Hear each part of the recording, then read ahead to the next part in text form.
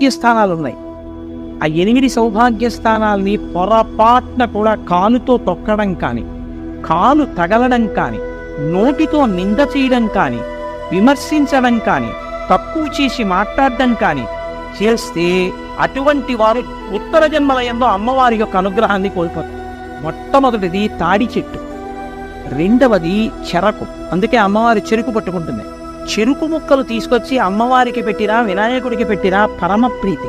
కాబట్టి చెరుకుగడ, తాడి చెట్టు, రూపుమారిన పాలు అంటే జున్ను కానీ పెరుగు కానీ.